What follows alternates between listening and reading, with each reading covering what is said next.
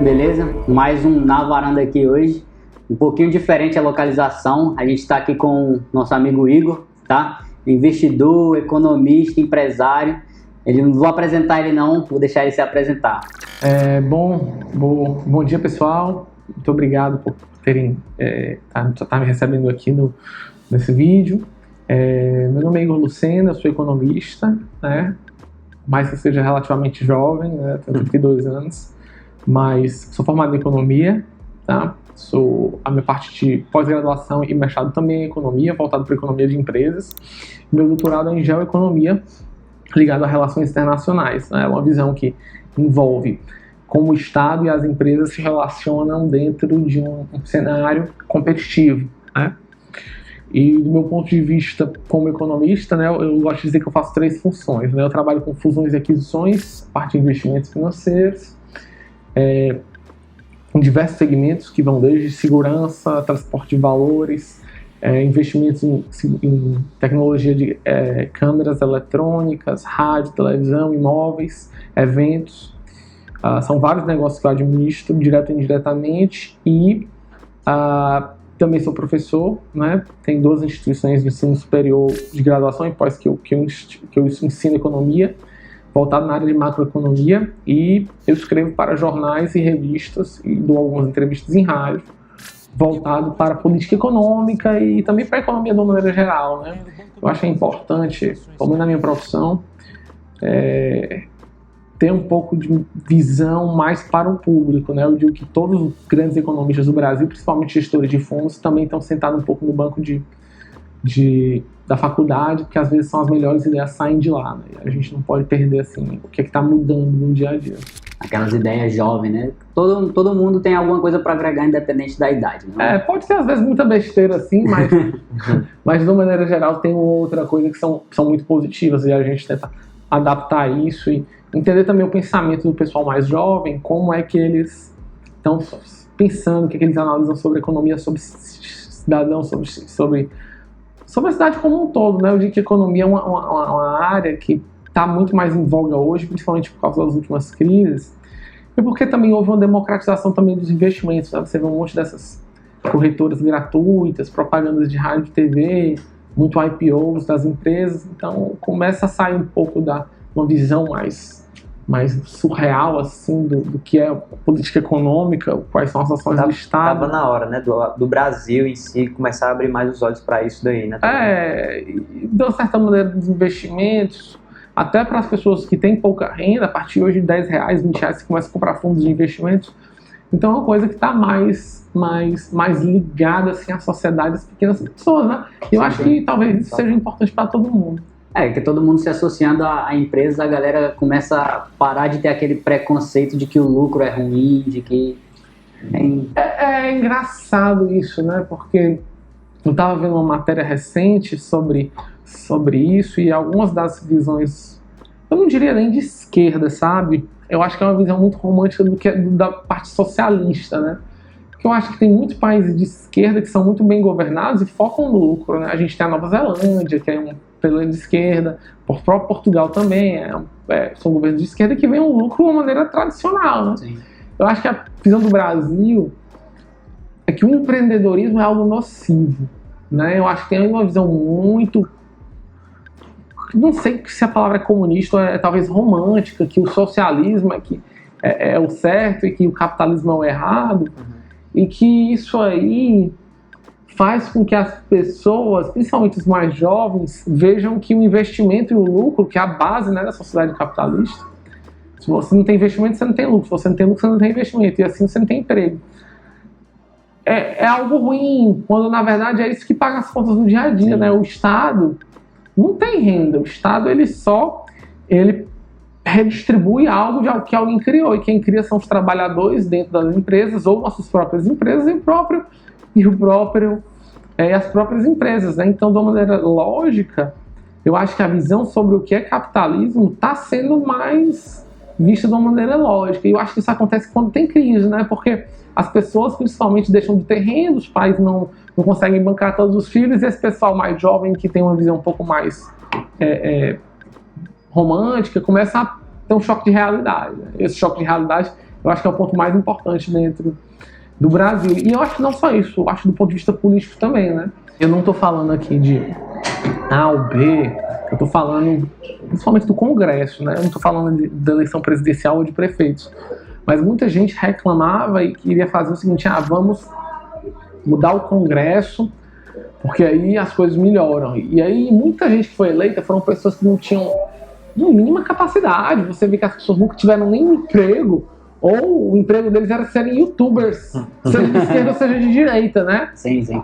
E o que eu vejo é que essas pessoas são piores do que a gente estava. Se você criticava que tinha uma velha política ou que o cara era corrupto, aí você elegeu uma quantidade de pessoas que tem um conhecimento político muito inferior, que pode até não ser corrupto das grandes coisas, mas tem um caso aqui, outro de desvio de salário, uma coisa assim menor, que também é a corrupção, mas não faz nada, não tem conhecimento de nada, não tem projeto de lei de nada, e o principal que a pessoa quer fazer é ficar fazendo selfie ao Então, com certeza, talvez, do ponto de vista tanto de esquerda e de direita, eu acho que esse foi um dos piores congressos que a história já elegeu, e eu acho que isso aí tá acordando muitas pessoas, entendeu? Tá acordando as pessoas para esse tipo de coisa, e a gente vai ver o que isso vai acontecer para frente. Então, que as pessoas estão deixando de discutir futebol na mesa do bar, quando o bar voltar a ser mesa, né?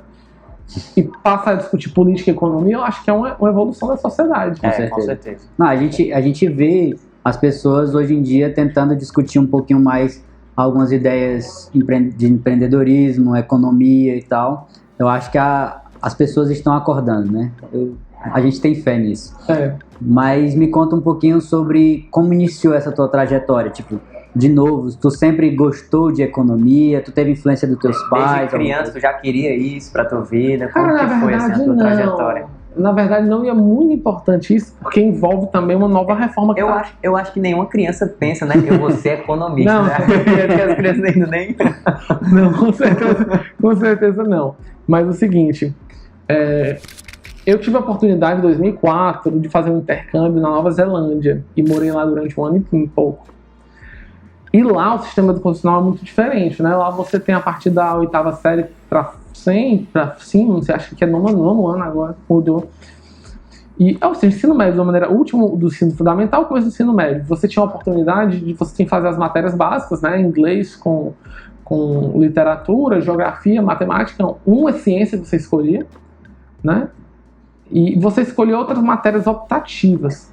E aí iam de música, economia, administração, contabilidade, rádio e TV. E aí, enfim, já direcionava ali para o que você queria, né? Não sei se direcionava, mas você tinha 4 anos para decidir. Você podia fazer um curso de música, não dizer, não quero isso. Ano que vem, então, fazer economia. Ano que vem, eu vou fazer rádio e TV. Isso é interessante porque aí tem muita gente que deixa para decidir isso na faculdade, né? Faz um ano de faculdade, muda, faz outro ano de faculdade. Então você perde um ano da sua vida. Exatamente. E hoje um ano é muito, né? Um ano de vida de trabalho.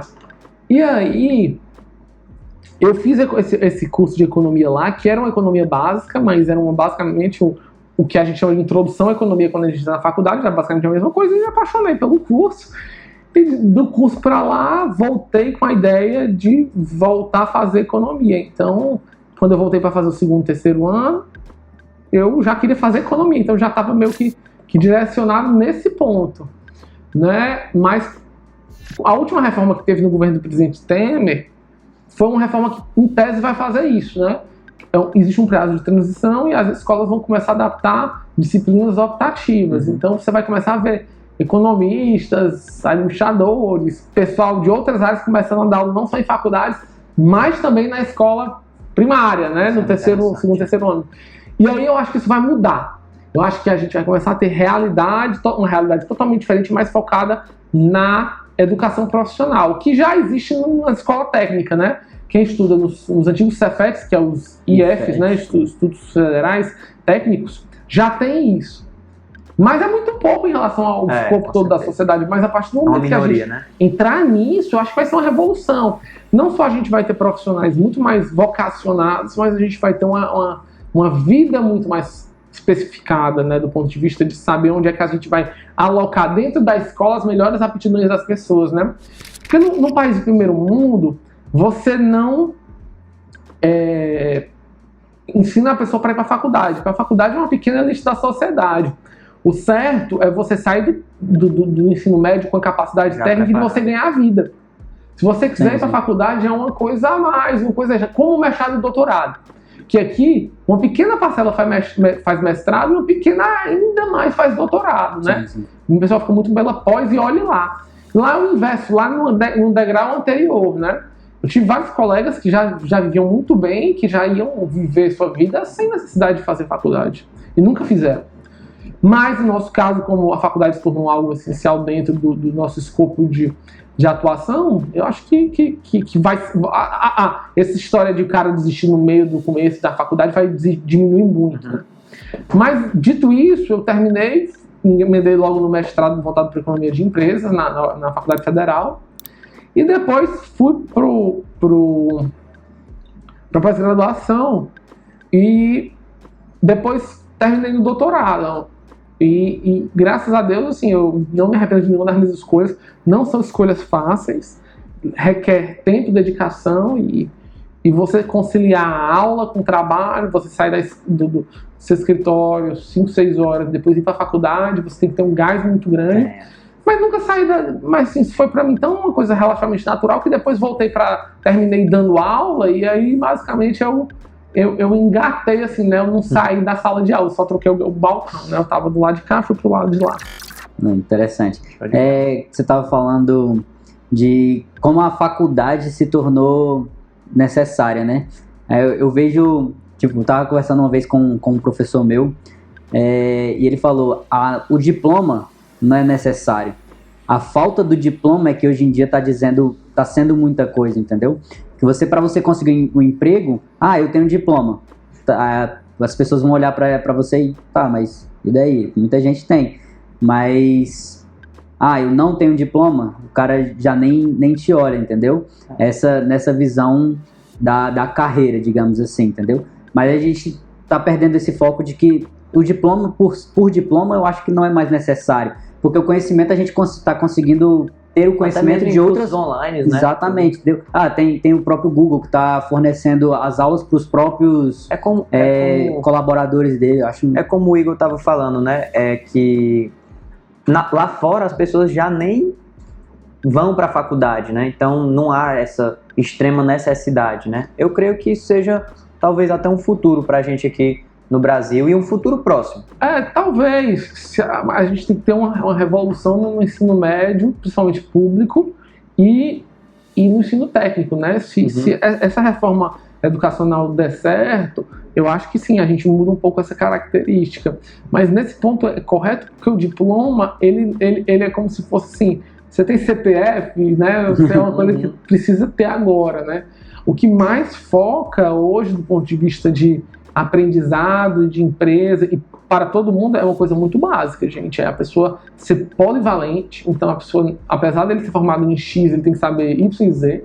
As organizações querem isso, as empresas querem isso, e você vai ser necessário para fazer isso, você vai querer empreender. E, ao mesmo tempo, você como funcionário ou como empreendedor, de maneira geral, tem que saber diversas coisas, né? A parte de computação é essencial. Você saber inglês, você se torna básico, é um básico. Se você não souber, você já está fora. E com o passar do tempo, vão pedir outras línguas, outros idiomas, né? O ponto de nível de investimento em alguns estados é muito específico. Aqui no estado do Ceará, o investimento europeu, principalmente alemão, e está sendo muito alto, né? Então você chega nos funcionários do aeroporto, quase todos estão necessariamente tendo que aprender alemão para poder tratar com o concessionário que comprou o aeroporto e com as empresas que eles vão trazer para cá. Então, assim, um conjunto de acesso a línguas, mais de uma, duas, três, e graduações e pós-graduações está se tornando uma necessidade, porque o mercado está cada vez mais exigente e a mistura tecnológica de você retirar pessoas e colocar máquinas faz com que seja necessário isso, né? Você vai no aeroporto hoje no exterior, você mesmo faz tudo, imprime o ticket, coloca a mala e você despacha, né? Então, o trabalho físico vai ser cada vez mais mental. Vai ser uma espécie de gap, né? Ou você tem um trabalho básico, que o salário é baixo, então estou falando de pessoal que trabalha em obras, canteiros de obras, ou você vai ter um trabalho intelectual. O meio começa a ser transformado, essa classe média, para máquinas que fazem isso, robôs, né? E aí, o que tem para cima são pensamentos muito maiores, né? Do ponto de vista econômico, a pessoa que faz uma assessoria básica de investimentos já está sendo substituída por máquinas e robôs. Mas o cara que pensa em estratégia de longo prazo, não. O cara tem que ter uma análise de política, tem que ter uma análise de geografia, análise internacional, conflitos, né? Então, o cara que pensa assim, do que é do futuro, o robô não consegue fazer essa análise toda, né? A gente não tem ainda esse tipo de tecnologia. Então, eu acho que vai existir um gap muito grande. Então, ou o cara está lá em cima no mercado de trabalho, ou o cara está lá embaixo, ele não vai estar mais no meio. Aí eu acho que cabe nessa hora as pessoas se capacitarem cada vez mais, né? Como você falou, com inglês, que hoje é algo básico, né? Informática, que a gente já sabe, não é mais o futuro, já é o presente, né? A gente já está vivendo essa era aí, que hoje computação é algo que... o cara que hoje tem alguma formação em computação, tem alguma experiência, ele consegue ir para o mundo inteiro e ter oportunidades diversas, né, lá fora. Né? Conheço várias pessoas que têm oportunidades de ir lá fora por essa situação. Igor, tu chegou a comentar que tu fez um intercâmbio lá na Nova Zelândia, né? O que tu achou da experiência como um todo em relação a conhecer pessoas? Você indica para todo mundo? Como é que é? Não é uma experiência barata, assim, não dá pra gente indicar para todo mundo, mas para as pessoas que têm oportunidade, seja por programas públicos ou seus próprios recursos, é uma experiência de vida. Você começa a viver uma realidade sua própria muito diferente. E a Nova Outra cultura, né? É uma cultura um pouco misturada, porque é uma cultura inglesa, é uma cultura local, que é a cultura maori, indígena, que é muito presente, mas o novíssimo mundo, né, que é Austrália, Nova Zelândia, aquela região do Pacífico, ele é muito cosmopolita, né? Então você tem pessoas do mundo inteiro, você trabalha com pessoas do mundo inteiro, estuda com pessoas do mundo inteiro, principalmente da Ásia, mas também muita gente da América Latina, Uruguai, Chile, muita gente tem um intercâmbio muito maior com esse. E assim, é um estilo de sociedade que está muito avançado, apesar de ser uma sociedade muito nova, né? Mas é uma sociedade que não teve tantas mazelas, participou da Segunda Guerra Mundial, né? Os dois países, mas você tem que se adaptar, né, à situação, e você tem que ter uma cabeça muito aberta, né? A sua cultura lá não pode ser o que você acha, o que você pensa, mas fique para você. Você tem que interagir baseado no que eles indicam, no que eles colocam, né? E, de uma maneira geral, eu indicaria para quem tem oportunidade, não só lá, mas em qualquer outro país que tem oportunidade. O intercâmbio em geral, né? O intercâmbio em geral, seja de trabalho, seja de estudo, seja para aprender o próprio idioma ou outro estrangeiro, é fundamental. Eu digo que a gente sofre um pouco da nossa síndrome de país grande. Todo país grande acha que é o centro do mundo. Uhum. Os Estados Unidos vê muito isso, Não né? se fala lá, né? Até os filmes mesmo a gente vê que lá tudo é lá. E você nota isso muito pelo jornal, pela televisão. Você escuta notícias aqui basicamente só do Brasil. Uma outra coisa da América Latina, dos Estados Unidos também. Eles escutam um pouco da Europa, mas tudo dos Estados Unidos. E quando você vai para um país menor, você escuta histórias do mundo inteiro. Então você vai para o México, para o Uruguai, Chile, Colômbia, você está estudando tudo sobre a América Latina, Portugal, Espanha, Europa e também os latinos. Mas de uma maneira geral, a gente tem uma visão que o nosso país é tão grande, tão importante, que a gente esquece um pouco o resto do mundo. E eu acho que a gente tem que sair daqui um pouco para viver um pouco mais. Porque quando a gente sai, se mistura, a gente tem novas experiências, né? Exatamente. Eu cheguei a ir pro Canadá, fiz um intercâmbio, foi por isso que eu aprendi inglês, achei a experiência incrível. Aí depois eu larguei, eu tava na FAB, né? Eu era piloto e tal. Aí eu larguei, eu disse, não tô mais voando, tava voando nem 50 horas no ano, aí não é isso que eu quero. Aí eu fiquei viajando por 2 anos o mundo, achei uma experiência assim... fundamental. Exatamente. Você conhece gente de todos os lugares, experiência de vida. Experiência de vida. É bem interessante. Show de bola. Igor, deixa eu te perguntar, assim, qual foi o ponto, o momento da tua vida que tu acha que a chave virou pra ti? Em que sentido? No sentido mesmo profissional. Você disse, cara, porque às vezes a gente, não sei se foi lá na Nova Zelândia, que você estava citando, né, que você decidiu, mas às vezes na faculdade é que a chave vira e, caramba, eu tenho que me dedicar mais, eu vou seguir essa linha de raciocínio, né, e você decidiu, eu vou ter minha empresa, ou vou trabalhar para outras empresas, o ponto-chave assim, que você acha que transformou sua vida profissional? É complicado dizer isso nesse ponto, que seria a maioria das histórias das pessoas, porque eu sempre trabalhei muito cedo. Eu montei um evento com um grupo de amigos voltado para cultura geek, cultura japonesa, com 13 anos. Então, assim, a gente começou o nosso trabalho muito mais importante que a faculdade, que é um trabalho da vida real, muito cedo. Então, assim, desde lá para cá, até ir para a faculdade ou até para morar fora, eu já tinha uma noção que tinha uma visão empreendedora, sabe? Uhum. Agora, colocar aspectos econômicos e transformar um negócio que começou basicamente com uma brincadeira e virou um business de sucesso, já que depois a gente conseguiu transformar fizemos uma produtora, fizemos uma empresa que trabalha com outros tipos de eventos, né? E esses meus sócios tocam junto comigo. Eu acho que esse foi um momento, sabe? Principal foi quando a gente tinha o nosso grupo de amigos eram 200, 300 pessoas e a gente conhecia todo mundo quando a gente fazia os eventos, até o momento que foi para 3, 4 mil pessoas e a gente já não conhecia mais ninguém e começou a vir para a televisão, para o rádio, para a internet, e a gente viu que a nossa brincadeira ia se tornar um negócio e a gente precisava se profissionalizar para poder esse negócio se tornar muito mais, com muito mais vigor. Então, basicamente, foi quando saiu do grupo de amigos o evento e o evento se tornou uma coisa referencial. Então, quando hoje a gente vê saindo em revistas no Japão, revistas nacionais, a gente abre aquelas revistas de aeroporto que está lá como uma das atividades para as férias da cidade, a gente tem orgulho porque a gente sabe que aquilo era só uma sementinha e foi crescendo. Mas basicamente foi nesse momento, que eu acho que foi por volta de 2006, 2007, que a gente viu que o negócio estourou e que não ia parar mais, e que hoje é um evento que a gente coloca mais de 60 mil pessoas cada 2, 3 dias. Qual que é o nome do evento? O nome do evento é Sana, né? E é um dos maiores eventos voltados para a cultura geek do Brasil, sabe? Assim, a gente já está fazendo há 20 anos e a gente acha que isso vai ficar mais uns 20 anos aí. Interessante. E em casa, assim, tipo, sempre foi motivado, a família, ou... Parcialmente, né? Porque muita gente não acreditava. Quando o filho dá certo, né? Todo mundo quer ser o pai.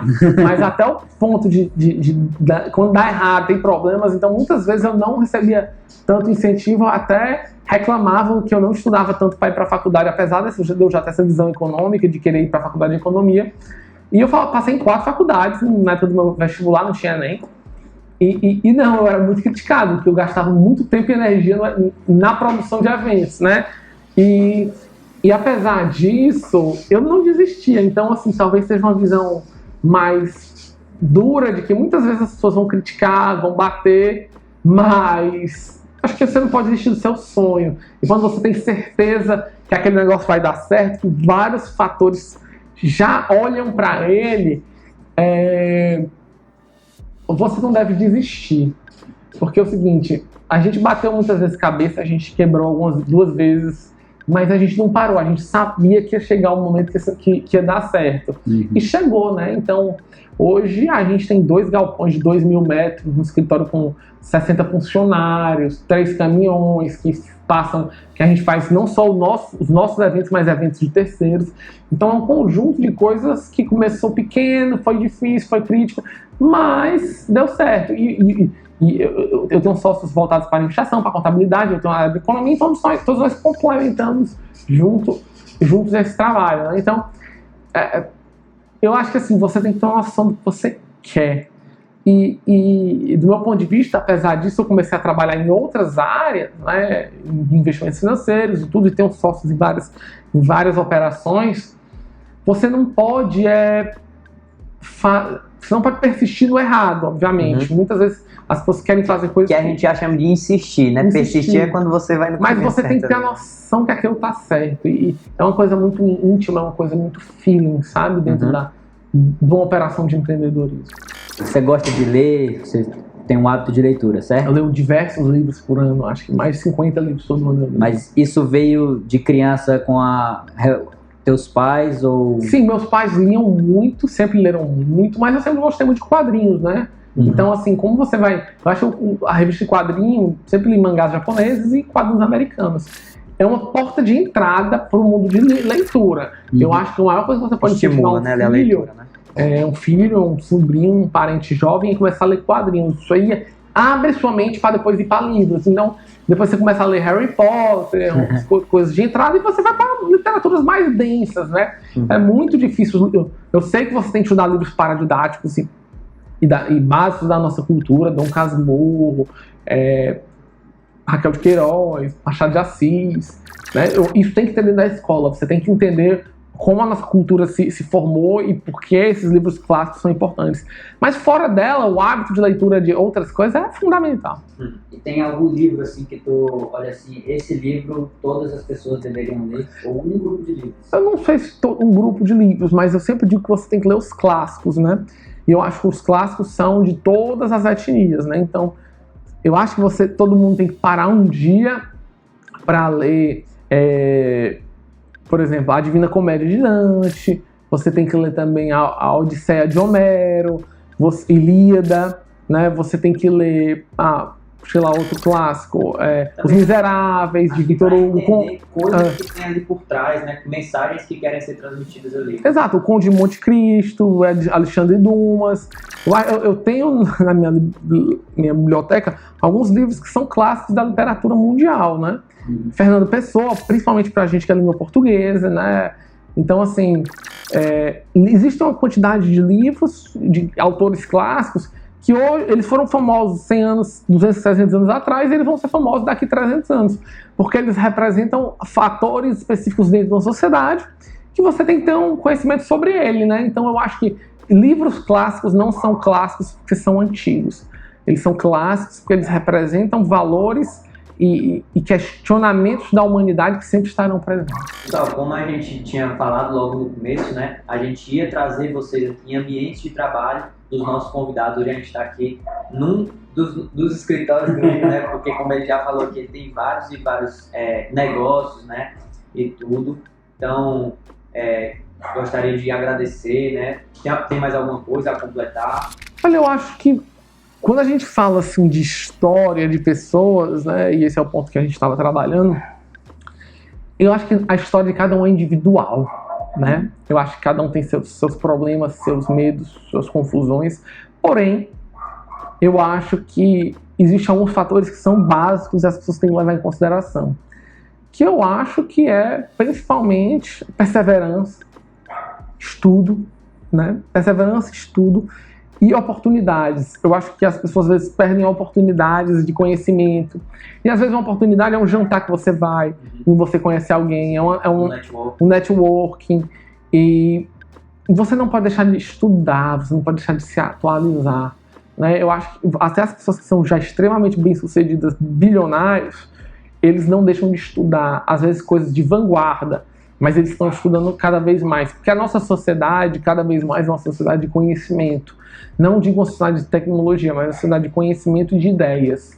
E eu acho que ideias e conhecimentos que movem o mundo. Então, se a pessoa está começando a vida dela agora, é fundamental que ela não pare nem seus estudos, nem a sua perseverança. Isso aí, eu acho que é a base inicial de todo sucesso. Eu acho bacana também que você falou em estudar, pessoas bilionárias, porque às vezes as pessoas pensam que estudar é só ir para o colégio, é só fazer uma faculdade, e não é, né? A gente tem que estar sempre, como você falou, se atualizando, lendo e aprendendo novas coisas, né? O conhecimento é algo que ninguém nunca vai tirar da gente, né? Exatamente. O dinheiro a gente perde, tudo é trabalho a gente perde, tudo a gente pode perder, mas conhecimento ninguém nunca vai tirar da gente. Exatamente. E é com aquilo que a gente consegue conquistar de novo, né? Exatamente. Essa frase que você falou remete justamente ao Conde de Monte Cristo, Alexandre Dumas, onde quando ele é preso, e aí ele pede para ser... Na prisão ele pergunta o que ele pode fazer se ele ajudar um outro prisioneiro, e o prisioneiro diz, olha, eu vou lhe dar... Dinheiro você pode perder, a liberdade pode ser tomada, mas eu vou lhe dar um único presente que ninguém pode tirar de você, que é o conhecimento, e é verdade. Você pode ser preso injustamente, você pode perder toda a sua fortuna, mas o conhecimento ninguém lhe tira. É isso aí, galera. Queria agradecer aqui ao Igor pela oportunidade de estar aqui entrevistando, tá bom? Se vocês tiverem alguma pergunta para ele, a gente vai deixar as redes sociais dele lá, o Instagram dele. Se você quiser mandar uma pergunta lá, ele é comentarista lá na Rádio Cidade, né? Então, às vezes ele responde ao vivo também, tá bom? E é isso aí. Se tiver alguma ideia, alguma pergunta, de novos empresários, novas áreas, pode mandar aqui nos comentários. Se inscreve lá no canal para não perder nada. Valeu, turma.